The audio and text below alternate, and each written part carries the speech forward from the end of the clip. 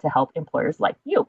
So, speaking of resources, our training today is brought to you by our partners over at Monterey County Works. And today we are so happy to be joined by Laura Kirschner, Business Services Specialist, who's here to share more about those resources available to employers like yourself. Hi, Laura. Hi, Anna. Hey, thank you so much for having me today. Appreciate that. We're always delighted to partner with CEA to make these webinars available to our friends in the workforce community and partners. Want to draw your attention to some of the services that are offered here through Monterey County Works. You'll find our information on MontereyCountyWorks.com. That's MontereyCountyWorks.com. We offer our businesses the opportunities to participate in our job and career fair as well as customized recruitments.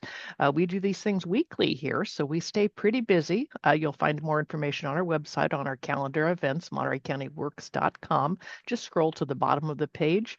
We've got job boards and some other promotional activities that you'll want to be sure and draw your attention to. It's great to be able to post to the job board. We can help you with that if you need some assistance. There's also a video that we have there to walk your way through that. We've got some training opportunities, specifically known as incumbent worker training, whereby somebody who's been with you for at least 6 months, you can upgrade them through our resources through incumbent worker training. We have an on-the-job training video. There's some steps to walk through how we do that. It's all done by contract and negotiation. Encourage you to look at that if you're trying to bring somebody aboard who you'd like to learn on the job. Hey, as long as they've not done the work before, we can make that work for you. Take a peek at the video online. We've got layoff aversion training. Specifically, if you are downsizing and going the other way, we want you to take a look at our rapid response opportunities available to local employers. This is a service that's offered across the state of California through your workforce development boards. So be sure and look at that. That can offer some services to businesses to blunt the blow of laying people off. Maybe you condense a couple positions into one, and we can talk to you about how to do that. Also want you to look at some of our other resources and services. We've got a human resources hotline that was Anna mentioned earlier today. That is all things HR related. Any questions that you may have as an employer about HR, encourage you to reach out to us. That's a service that we pay for here, and I think it's underutilized. It's something that it's a great service. It's of no cost to you. It's done through our 1-800 number, and take advantage of that. We've got, again, rapid responses for employers that are downsizing, going the other way. You do that through the Workforce Development Board. Notify us, especially if you've got 50 or more people. By law, you're supposed to notify your employer, the County of Monterey, which is what we're a part of if you are downsizing. We've also got some employer hiring videos, which is one of these services that our businesses don't take advantage of as much, but we've got hiring videos. We do workforce connections. It's just an amazing service for you. If you have HR related questions, I want you to encourage you to call 1-888-217-6899. That's 1-888-217-6899 for all things HR related. Again, thank you to our friends at CEA for making this available today, and on with the show. All right. Thank you, Laura, for everything that you and your team do to support employers in your county and beyond. So now I'd love to introduce our trainer today. We have Jessica Rivera, our Vice President of Human Resources. So you are in great hands. And Jessica, it's all yours. Thank you. Thank you, Anna, and thank you, Laura. Monterey County Works provides some tremendous services, so I truly hope you all take full advantage of it. Please give them a call, give our hotline a call. We have subject matter experts, all things HR, that can assist you so that you don't have to worry about being in compliance, that we can answer questions for you and help you get back to working on your business versus worrying about, did I do something right? Should I do this? Should I do that? We're here to help you, so don't hesitate to give us a call too. Who are we? We're California Employers Association. For those of you who have not joined us before, we are a human resources, services and solutions organization. We work with employers, thousands of employers every year, and help them solve some of their human resources issues, questions that come up, things like employment forms, handbooks, guidelines, fact sheets, We do training for supervisors, managers, individual contributors in companies. And we value so much our partnership with Monterey County Works. So please use that hotline. Also, our attorneys make us say we're not attorneys. We will provide recommendations, education, information, as with this presentation. Yet there are some times that people do find themselves in need of legal counsel due to a unique situation. So if you call us and we talk you through this and we can give you some answers to get you on your way, we absolutely will. Once in a while, though, we may say you might want to consult with your counsel. So just to let you know, today's presentation really is informational, educational, and I encourage you as we go through this, ask any questions that you might have. As Anna mentioned, we're here for you and looking forward to talking about resolving conflict in a healthy way moving forward. So what we'll talk about today are what are some of those things that cause conflict at work? What are those things that happen to us? Some communication tools to perhaps help you when you find yourself either preparing for a difficult conversation or you find yourself in the middle of one. Sometimes we do get blindsided, we know that, but some things that might help you as you move through that. Also, listening is such an important part of resolving conflict in a healthy way. And we'll talk about some listening techniques that can be very helpful for you moving forward. Lastly, hopefully, have you commit to one behavior after we finish today that might help you to strengthen those workplace relationships because you're enhancing your communication skills. And in today's world, folks, we are all growing in communications. Things are changing. We have so many generations, in some cases, 6 generations in the workplace today. We used to say 5, but our generation Alpha's coming up strong in the workplace now too. So being able to adapt and adjust, especially in our communications with others, can make such a difference in how we resolve conflict and feel good about it after we finish up. We can walk away feeling everyone was heard and we came to a resolution. So with that in mind, I have a poll for you first and a question for you. My question for you is, what is your go-to move when you sense tension in a conversation? And a lot of times we'll feel it. We'll kind of just we know it's there. What is it for you? So let me bring up the poll here. Is it A, B, C, D, E? What is it that you do? Give me just a moment to bring up the poll. Okay, if you could answer that for us, that would be great. What is your go-to move?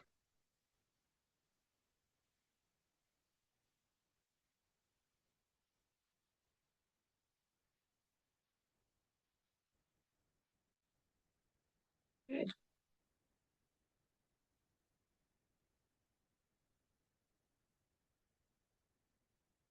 Good. Right. Thank you all for participating. Let's take a look at the results and see how we did this. I'm really happy to see that many of you, ask questions to better understand. That's awesome. That's really important. 80% of you answered that. And then also listening is a big one for you too. I pause and listen more carefully. Happy to see we don't have anyone stepping away or changing the subject, deflecting, or staying quiet just to, not get engaged in it. And sometimes, addressing the tension directly is okay.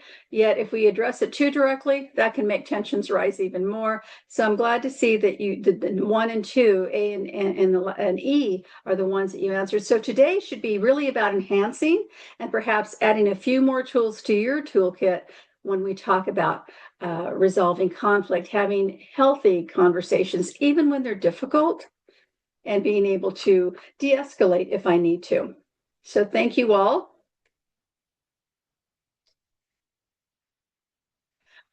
Take just a moment, if you could, please, and in the chat box, if you wouldn't mind, how do you define conflict? For the next 30 seconds, if you could just write down all the words that you associate with conflict, what words come to mind for you? And if you could use the chat box for that, that would be great. I'm going to give you just a moment or two to do that, and just adding 1 or 2 words would be great. What do you see? What words just come to mind for you immediately? Yeah. Okay, good. I see disagreement and tension. Yes. Anything else come to mind for you? Nope. Yep. Yep. Frustration. Yeah. Argumentative, tension again, combative, uncooperative. Yeah. And a lot of that is because every single one of us, have been involved in conflict resolution that keeps all of those things in there. And when we think about conflict, many times those words, those painful words come to mind for us. And I hope today that we can switch this a little bit and maybe look at it in a different light. Granted, the definition of conflict talks about a fight, a battle, war. I mean, it's already built into the definition. And I'd like to switch that to perhaps number two. Could it be an opportunity to engage with someone who has a different viewpoint than us? We all come from different places. We were all raised by different parents. We all grew up in different locations, went to different schools, have had different experiences, worked for different companies. And everything that we are individually, we bring to our workplace. We bring that. Our history in resolving conflict. Did I grow up in a family where we had dynamic dialogues at the dinner table? Or did we not talk about things that people didn't agree on? Or did we shut down? Did we see our parents shut down? I always share that I grew up in a traditional Hispanic family. And in my family, as children, we weren't allowed to challenge or question what our parents said was that was the law of the land. And we weren't really able to share a perspective and challenge like we see in today's world, where we do get a lot of challenges. So personally, for me, I had to grow up learning conflict once I got into the workplace, because I tended just to keep quiet, not question, not challenge in a professional way. So I had to learn the skills. So some of us grew up in those families where there was that dynamic dialogue. Everyone had a voice at that dinner table. Everyone could disagree if they needed to, and hopefully get to a place that we still walked away from that dinner table, still family, still talking to each other, but we felt that we had our say. And for those of you who had that opportunity, I applaud you. I envy that. But I'm sure it's helped you in working with those dynamic conversations in the workplace. So I'm hoping we can switch that view a little bit, and it's an opportunity to engage. It's still not easy. It's still a skill, yet we can get better at it. And we can grow into that skill even more moving forward with all the generations in the workplace. And here's why it'd be helpful for all of us to look at it in a different way. The benefits of conflict truly can promote our own professional development, our own communication skills, our own growth as professionals who are viewed, who have credibility and seen as being able to work through those tough conversations. It grows our interpersonal skills, our communication abilities, our conflict resolution abilities, our collaboration abilities. It truly does promote the development of those. When we find that we can do this and we can still walk away friends, we can still walk away committed to whatever we resolve. Promotes social change and progress, also grows our creativity skills and innovative skills. When we feel we can have a healthy conversation around conflict and question something or challenge it, again, professionally, sometimes we get to a better place. If you think about some of the things that you've done in your careers where you've discussed going a certain direction or creating a certain product or offering a service, and you find that people were able to really get in there and exchange their ideas and talk about things and challenge some of the perceptions, but you walked away with a much better product or a much better service, or you thought of things that, holy cow, I didn't even think of this. It also promotes understanding of the differences that we have, which we should celebrate. I find that when I work with a group of people who really do come with different perspectives, different points of view, once we get to a place of resolution, it's far more brilliant than one person or two people of like mind would get to. So it really does help, and it helps you get to know more about the people you work with and understand them, which is really powerful, and get to know what their talents, their strengths, their skills are. And you may find that you're going to go to them for more things because of that you learned when you were working through some conflicts. Also, you get a sense of their communication needs, to how you need to communicate with them. We don't communicate to all people the same way. Some people need more, some people need less, some people need directness, some don't. They need more context. Also, we can promote that authenticity, that originality and reflection when our viewpoint is challenged. When we can get comfortable when our viewpoint is challenged, sometimes, I know when my viewpoint's challenged from my kids all the time, I have adult children, I'm to the point with them that I chuckle about it, or I'll just give them the proof on several things, and they'll say, yeah, you're right. Or just be able to ask questions, but being able to just not get upset about it, but maybe handle it a different way. Again, to show that you are someone who collaborates, someone who wants to hear different ideas and different perspectives, and someone who will talk about it with people. Here's the cost of conflict. This is important too, because it's not like fine wine. If you don't resolve things, it doesn't get better with time.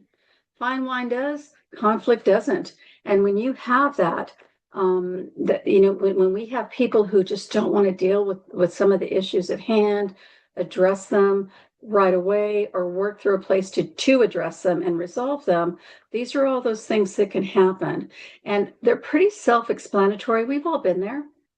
We've all felt that we've had a conflict with a coworker in the past where it bothers us, it unsettles us, we're stressed about it, we think about it at work, we think about it on the way home, we think about it at home. And sometimes if we wait too long, it's going to take a lot longer to resolve something. And it's really interesting. A lot of research shows that the sooner you can address tension and hopefully resolve it in a healthy way, it improves the relationship with whoever that tension is with. But also, we make bad decisions when we have conflict, especially if we're trying to figure out who's right or wrong or who has the power, that kind of stuff. Sometimes we make those bad decisions. And lastly, on this slide, sometimes when we don't resolve conflicts, they will escalate, it will get worse. You'll have a toxic situation in the workplace, and it can go the legal route. We see this all the time when we work with companies and employers, that people aren't getting along. Well, it escalates, it gets worse, things happen, and now they've got attorneys and investigations have to be done. And when you look back at it, it could have been resolved if it would have been discussed quickly and with an action plan, a way to do that. And part of it sometimes is holding people accountable in your company, having them accept responsibility if they've misstepped, which we'll talk a little bit more about. So why do we fall into conflict? If I were to ask you to jot down all the reasons you find at work, and please feel free to do that in the chat, because it's great for people to see some of the things that you see in your workplace too. Helps us feel like we're not alone.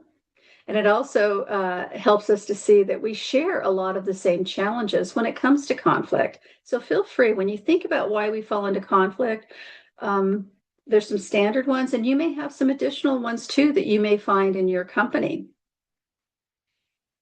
One of the things to know, and this is really, really interesting, sometimes it's a physical thing. Our brain will get us in a place where we cannot distinguish between physical danger and a social threat. And sometimes with our brain being criticized, we've all been there, being criticized, our brain changes that or makes us think that we're being chased.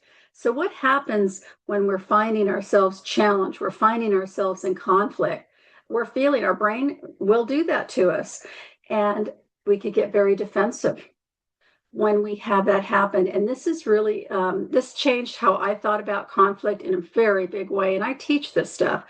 But when I heard that when we get defensive, we lose IQ points, that really made me stop and think about, am I reacting or am I responding to conflict? I don't know about you. I can't afford to lose IQ points, because there are times that we'll find ourselves, I can't get words because I'm in the emotional throes of this conflict. So for me, When I heard that, I thought, gosh, that's a very compelling reason not to let myself get worked up, even if my brain's doing that. Pay attention to it, breathe, calm myself down so I can respond versus react. And I can decide if I'm going to deal with that conflict at that time, or is there a better time to do that? So defensiveness is something we don't want to do. And also our ego. I have seen careers ruined because of our egos. And many times when we're working with teams, we work closely. We care about each other, we respect each other. And it's really important to check our egos at the door because collectively we want to do the right thing. We want to create great products, services, solutions, but sometimes our egos get in the way. So asking yourself, is my ego getting in the way right now? If I'm starting to feel something, is my ego part of this problem? And again, feel free, ask any questions that you might have or things that as you think about this, that may come up for you in the chat box, because Anna will let me know, and I'm happy to answer as we go along through this. We get asked to do this discussion, this workshop a lot because it's a big deal in the workplace. So when we talk about when we don't address conflict, or especially when we don't handle it well, think about some of the times that maybe you didn't handle conflict well. Many of you, whether you're a leader of one or you lead a team, we walk away from a situation and think, gosh, I should have done this. Why did I say that? Sometimes we can't put that genie back in the box when we've said something, right? And when we don't handle it well, we have things that damage our relationships. We say the wrong things and things that we would never say if I had really thought about it or asked a question perhaps or paused. And yes, issues get worse.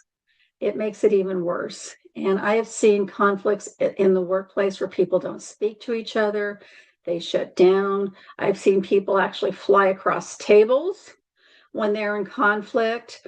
And I'm sure you have stories too that you can share that you've seen when conflict is not handled well. And all of us, the reason you're here is you want to grow your skills too.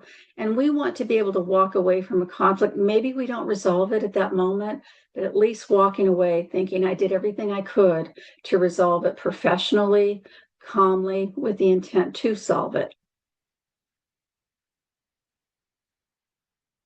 This is the Thomas Kilmann model of conflict, and we find ourselves, we may have one or two of go-to how we deal with conflict.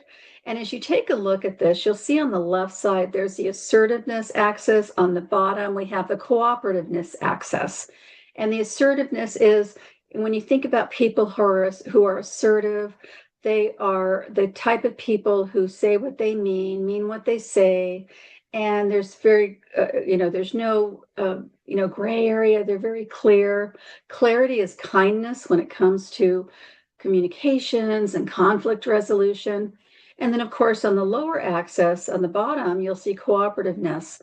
So, having that open mind, asking questions, being able to do those things. And in a perfect world, we'd love to be high in both, right? We'd love to be high with both assertiveness and cooperativeness because people walk away feeling good. So as you can see on the upper left with compete, there are some people who just, it's black or white, I win, you lose. And while it's very high assertiveness on that axis, it's also aggressive in some cases, very low on cooperativeness. You'll see on the lower left, avoid. There are people who avoid conflict. And some of us may avoid it in certain situations. A lot of this is situational. For example, if anyone's ever called Xfinity lately, they make me crazy. They make me crazy. And there are times that I feel like I'm feeling my tensions rise because I'm told one thing, I see something else when I get my bill. And then sometimes I feel like I'm talking to a robot. So I've had to train myself to be really calm when I talk to Xfinity staff because I'm never going to see them again. I don't need to hurt someone's feelings or say something cruel just because I'm frustrated. I avoid it. If they can get my situation resolved, I'm going to be fine. I don't need to create conflict in that situation. Or maybe I go to the grocery store and someone inadvertently does something that, isn't perfect. I'm never going to see that person again. I'm going to give them grace, meaning I'm just going to say, hey, we're all human. And it's just not important. It's not important enough for my energy. So it's okay to do that in those situations. But if we do it for those things that matter, not a good thing, because we're not being assertive, we're not being collaborative. And it will continue to build resentment for you or for others who do use this method. Moving to the right under accommodate, we work with a lot of people and we see them every day.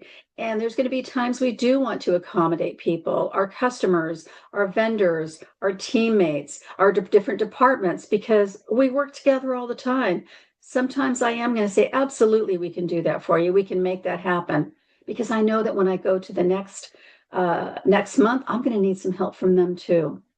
The highest level, with collaborate, it takes time, but it can be well worth your while, where you have high cooperativeness, high assertiveness, and we'll talk a little bit more about that.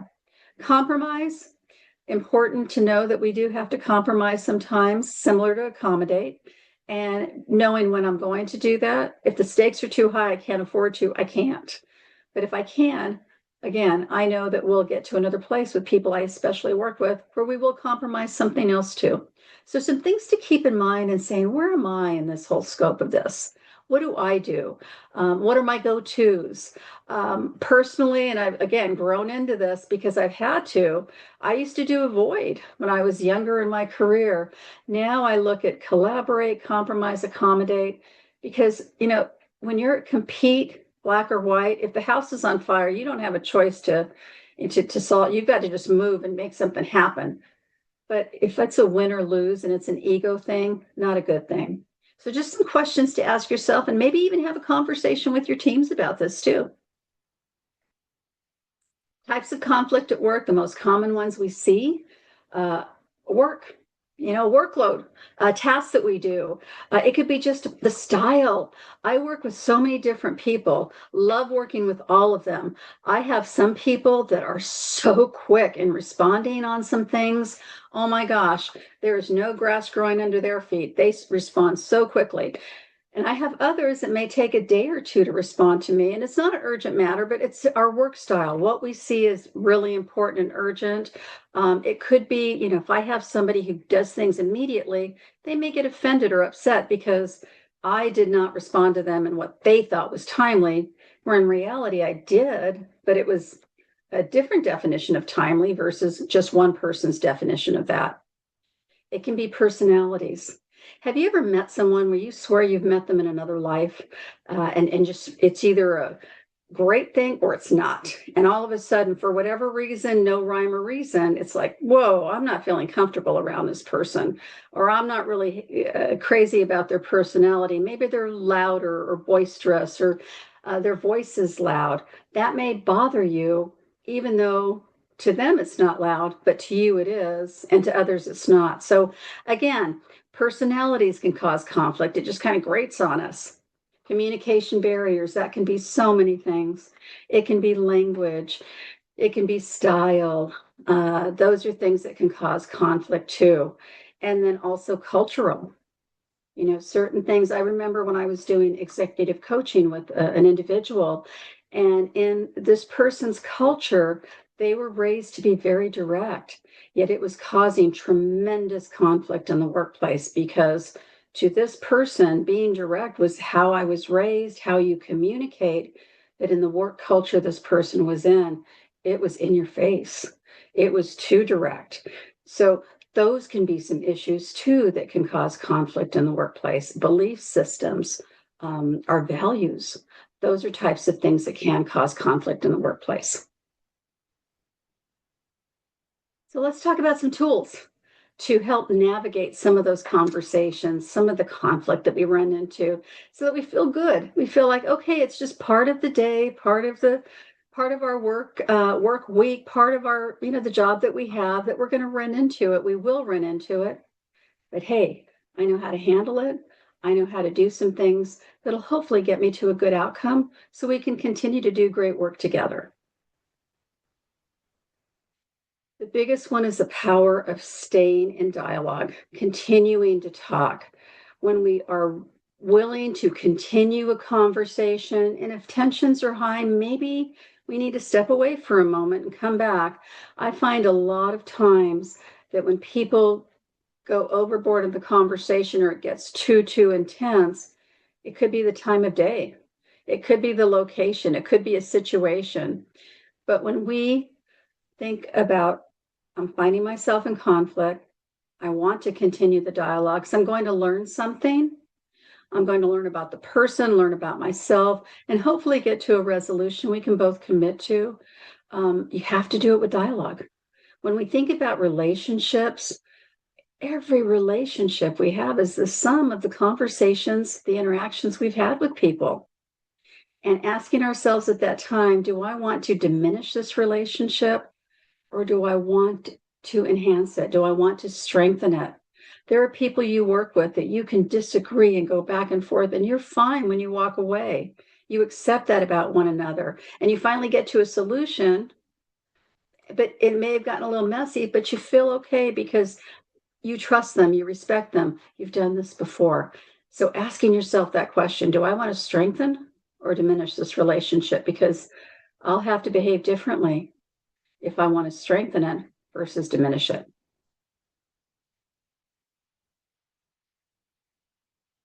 One of the most powerful things you can do, and this is really important if you know you're going to go into a situation where you're going to have a difficult conflict, where you know there's potential for controversy or conflict.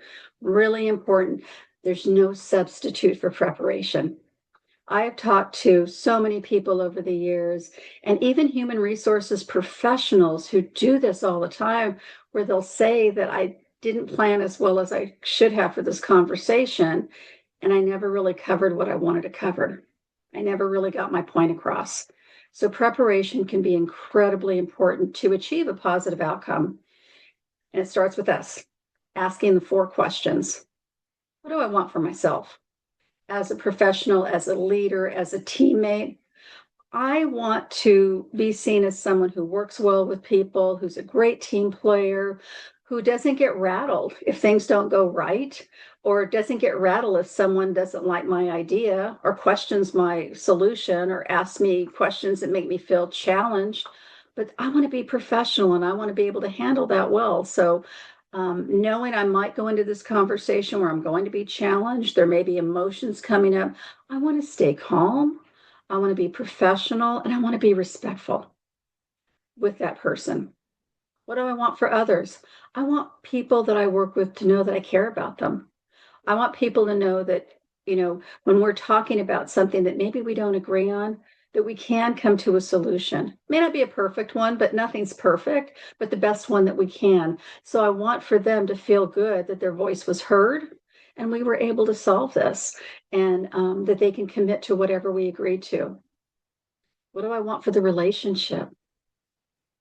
Everyone I work with at my company, I want to have a strong relationship with them, not just in the good times, but also when things are tough, because that's where you really know if you have trust with that relationship, that there's respect.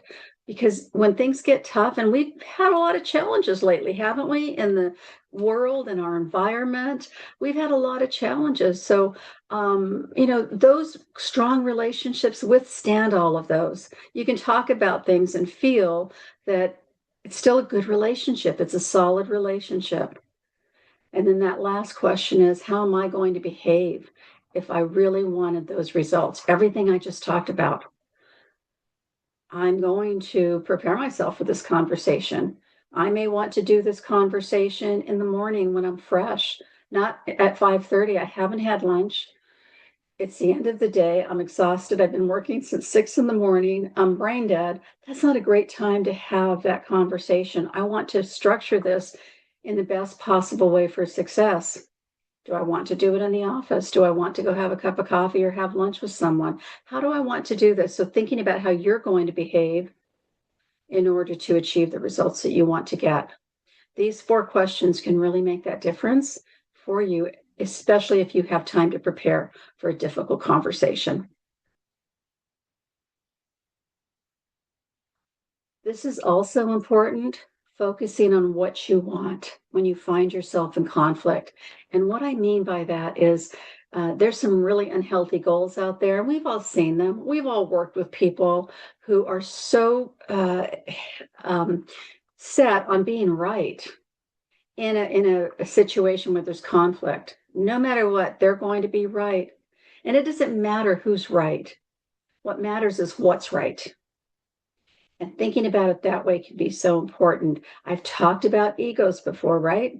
You know, sometimes our egos just really get in our way. And I've seen it time and time again over the years. Some people fall into blame. Unhealthy goal is, well, I want you to take full accountability and admit you were wrong and this and that. It's not about blame. It's about, let's talk about this and let's get to a solution. Too many times we stay stuck in blame or stay stuck in the unhealthy goals and don't move to the healthy part right away. And sometimes we have to move quickly to that because I can't saw sawdust. I like to say that all the time because I can't change what's happened. I can acknowledge it, but we need to move forward. And then also, when you think about the healthy goals, open your mind to learning about things. Gosh, I may learn something in this. I didn't know that, but that's news to me. Huh. Good to know. And think about it as finding the truth, getting into that truth. We all have our truth. I have my truth, you have your truth. Somewhere there is that combined truth that is the truth. So finding the truth. And again, looking at, what do I want for this relationship? I want it to be strong. And our strongest relationships have gone through the good, the bad, and the ugly, haven't they? If we think about those strongest relationships, they really have been through a lot. And we can do that at work. Again, how we handle it, how we conduct ourselves can make a world of difference. So key communication skills to resolve conflict.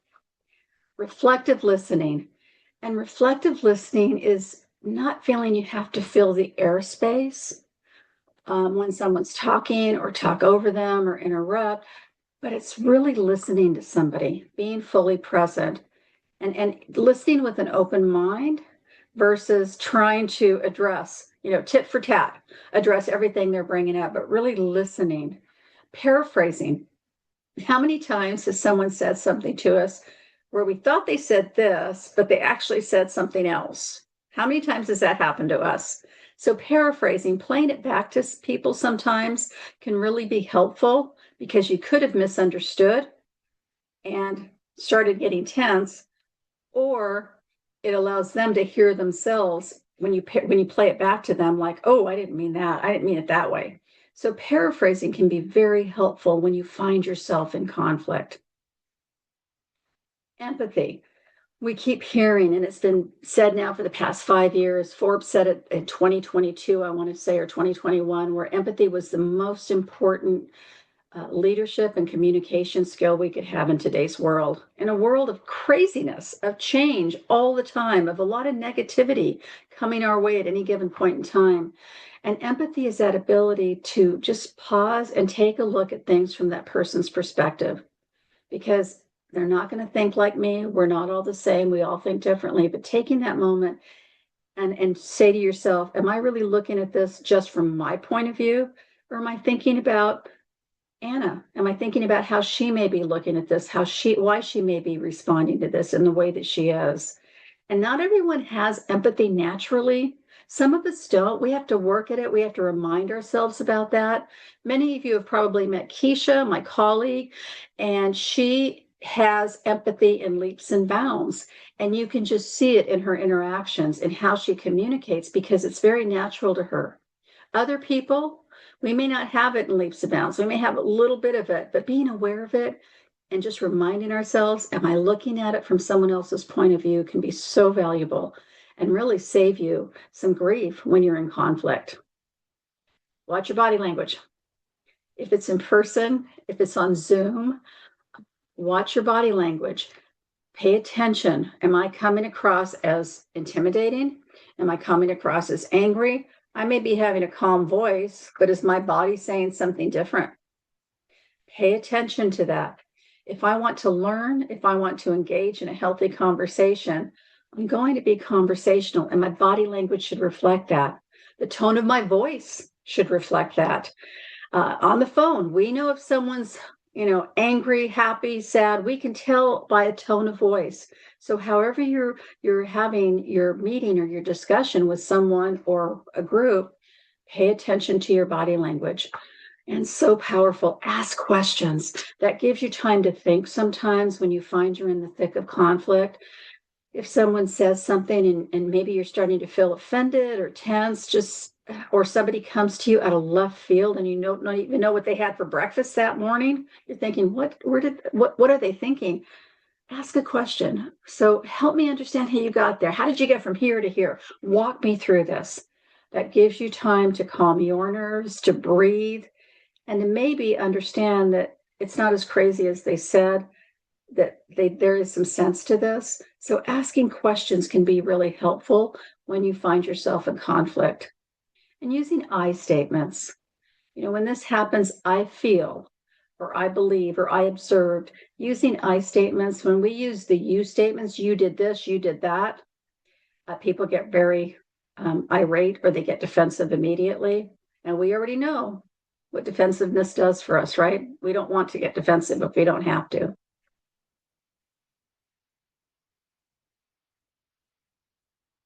Any questions so far? I want to make sure that we have time for you. If you have any questions at all, put them in the chat, or any thoughts or anything you want to share with your fellow attendees today that could be helpful for them.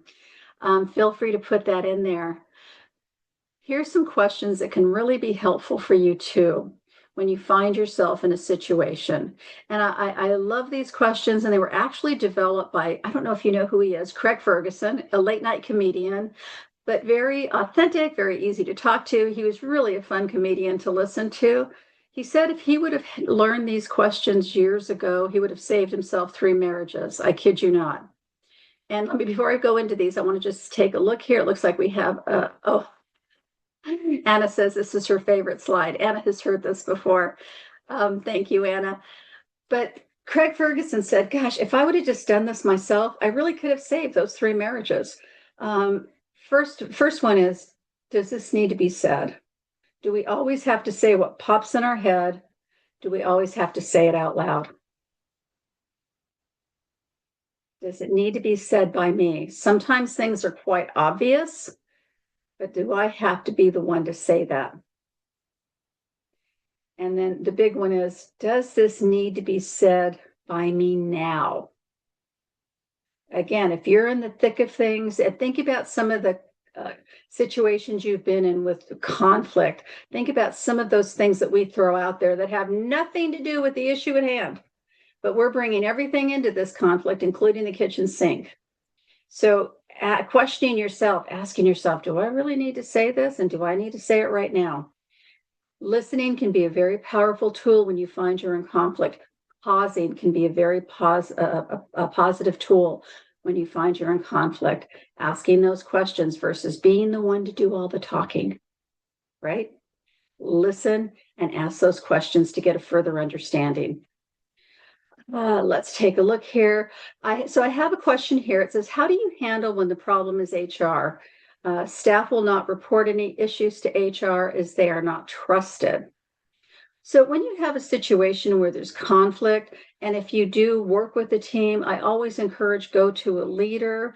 Many times your leader can elicit the help of human resources. For those of you that have like specific questions, especially because you're on this call, give us a call. If you have a unique situation, we can walk you through and give you some recommendations. Use the hotline. It's such a great tool and it can really help you and be unique to your situation. But there are a number of things you can do. If it is HR, you talk to your supervisor about it. You'll find some other ways to approach it. And yes, it's sad when HR is not trusted, because HR really should be, they're objective. They're looking at the good for employees, for the company.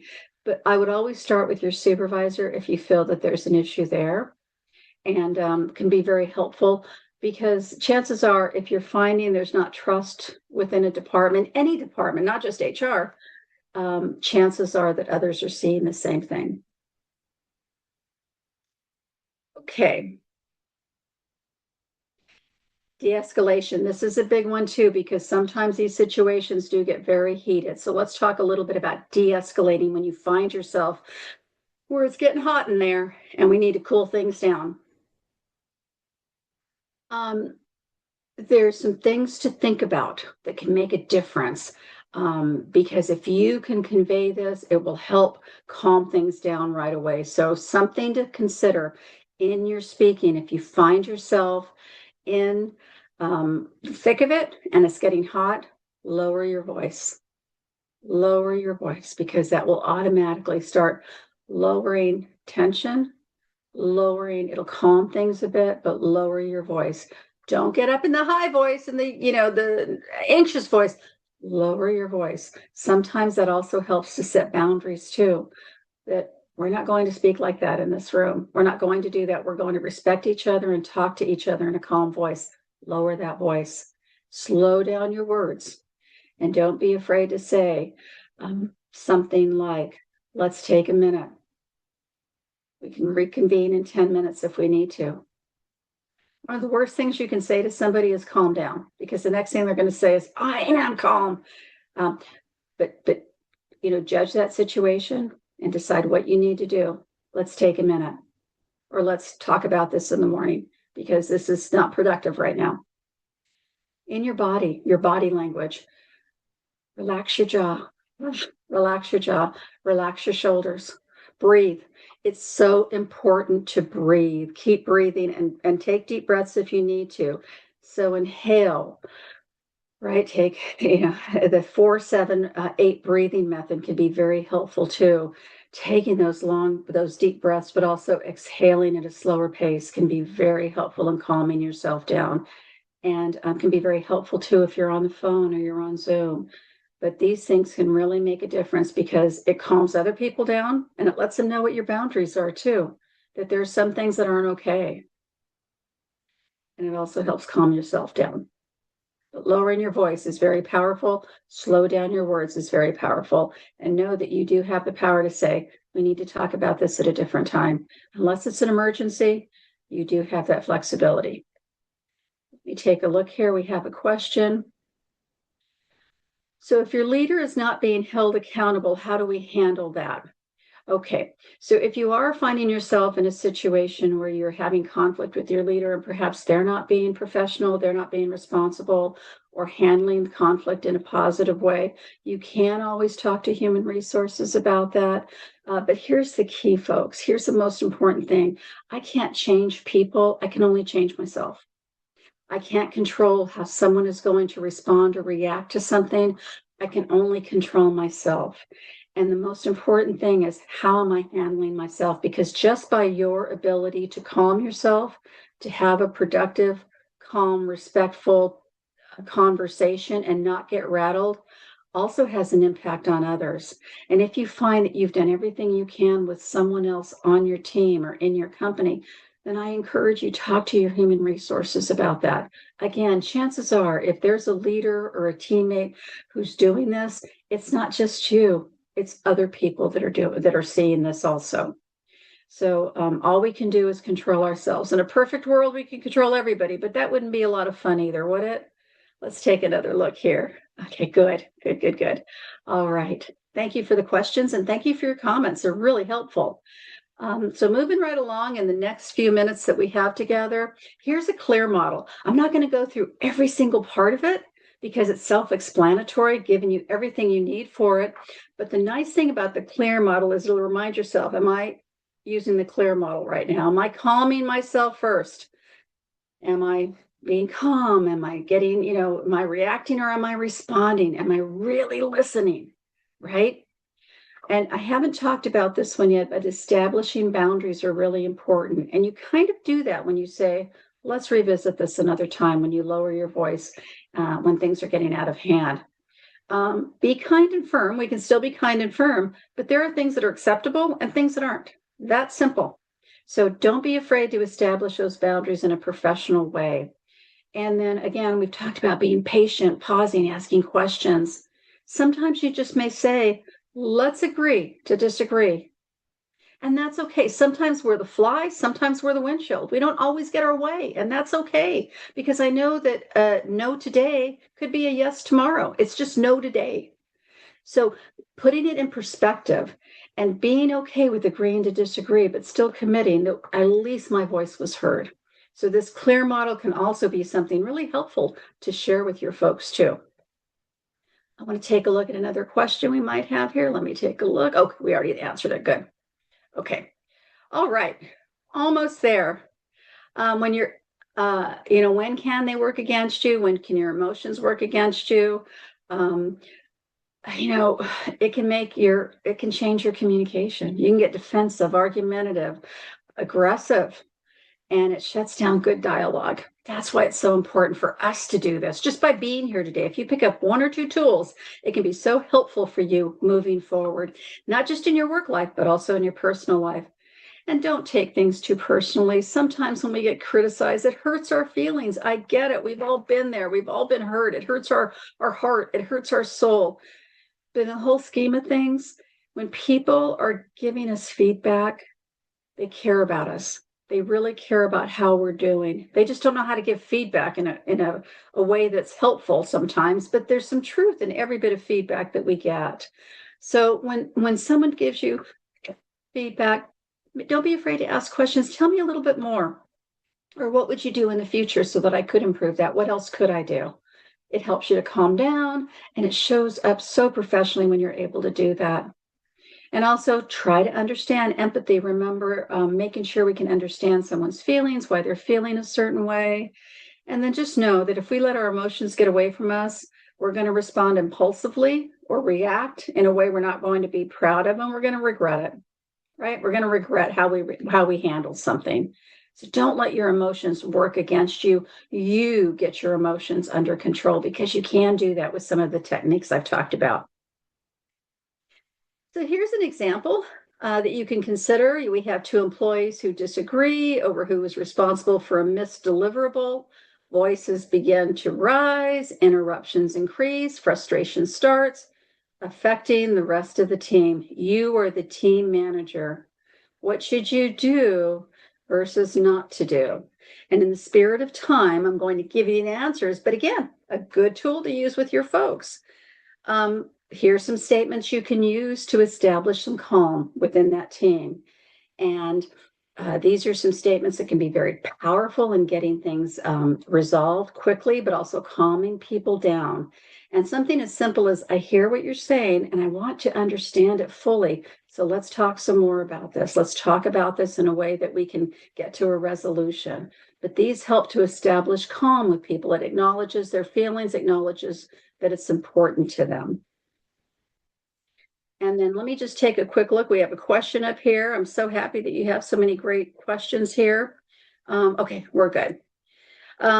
Statements to set boundaries, folks. If you take nothing away from this, but to set boundaries for yourself, for your own protection, your own well-being, these are some ways that you can do that. And I've touched on this before, but when you're able to say these things and do it in a way where you're not accusing someone, it makes a world of difference of deflating that air, that tension in the room. Because when you say, I want to help you and I need you to speak to me respectfully, you're not saying you've been disrespectful, you're saying, I need you to speak to me respectfully. It can make a world of difference. So try these, see what they do for you. And here's redirect, refocus. These are really helpful too. Focus on what you can control right now. Sometimes we get so caught up on things that we can't control that we don't get anything resolved. But what can I control? What can we control right now? Other things may take a while longer, but bringing people back into focus, because sometimes they're going to bring everything in there. They'll bring all their past hurts and everything else, but you really want to focus on the future and moving forward. I can't stay in the past. That's not growth. Growth is moving forward, and how can we do this as quickly as possible? Also, how can I help you right now? What can I do to help you right now? And asking, let's take a step back. Look at what's happening. That's a great way to help redirect and refocus someone, and can be very, very helpful. What would be a good statement when someone is speaking over you and does not listen? So when that happens, give me just a moment. I'm hearing some noise here. Hold on 1 second for me.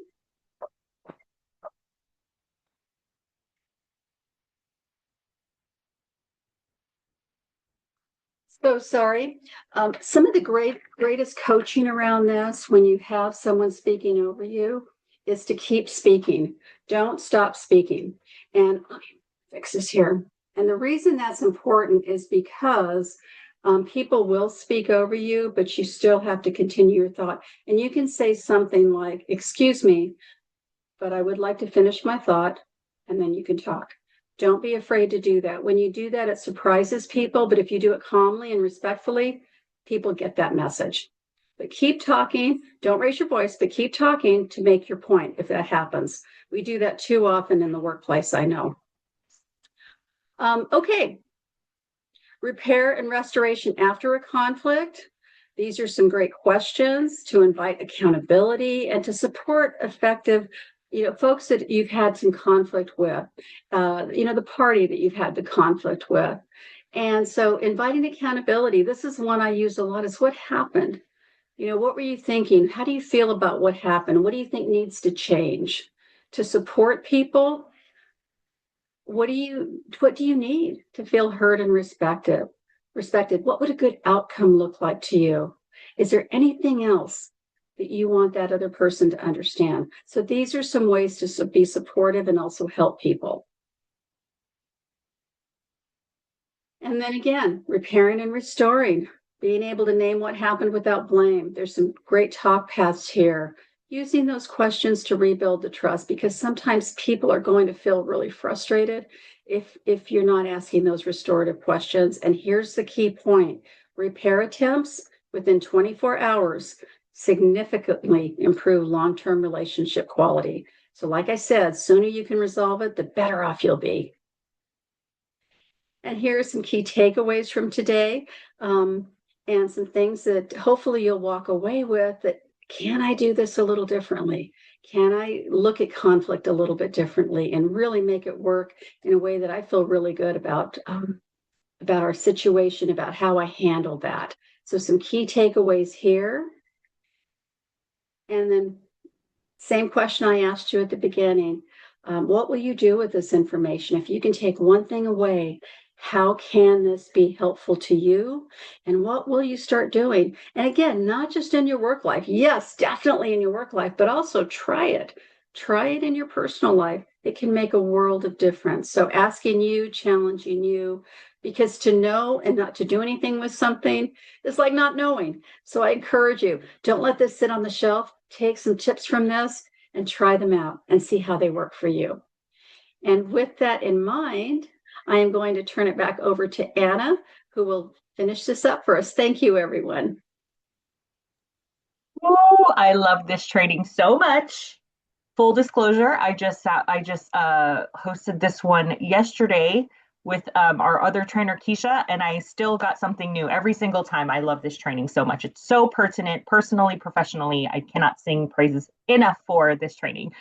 So thank you again, Jessica, for leading us for the hour. And I know we're a minute over, so bear with me here at the end. We will get you everything you need and send you back out into your day. As I mentioned at the top of the hour, the way that we continue to best serve you and to keep bringing you that HR clarity is by hearing directly from you. So you can either scan that QR code that you see on the screen. I also just dropped a link into the chat for your convenience, so you can choose how you'd like to participate. But we would love for you to participate. It's just a minute, and we would really value your feedback. So we would appreciate that. We also, the message above that has the link to the next training sponsored by Monterey County Works so generously. That is happening on August 5th. It's AI regulations and applications in California. As we all know, that is a rapidly changing topic in industry, and how it impacts our workplaces is very, very important here in California. So we would invite you to join us on August 5th, compliments of Monterey County. If you are joining us for continuing education credits, those are in the chat box for you. Excuse me. Your HRCI code is 743602. Your SHRM code is 26-35VAA. You also see those on your screen on the slide. If you have any questions about what to do with those codes, we want to make sure you get credit for joining us live. So definitely email us ceainfo@employers.org, or you can also call into that HR support line provided by Monterey County again. But with that, I think that brings us home. So thank you again, Jessica, for leading us on this really important and super engaging training. Thank you, Laura, for everything that you and your team do for employers in your county and beyond. And most of all, thank you all for taking time out of your surely busy day to spend training with us on this topic. And we look forward to talking with you on that HR support line, as well as seeing you on the next webinar, August 5th. So look for an email from our team with the handout and an email from Monterey County with a link to the recording once that's available. Thank you all. Enjoy your day. Cheers.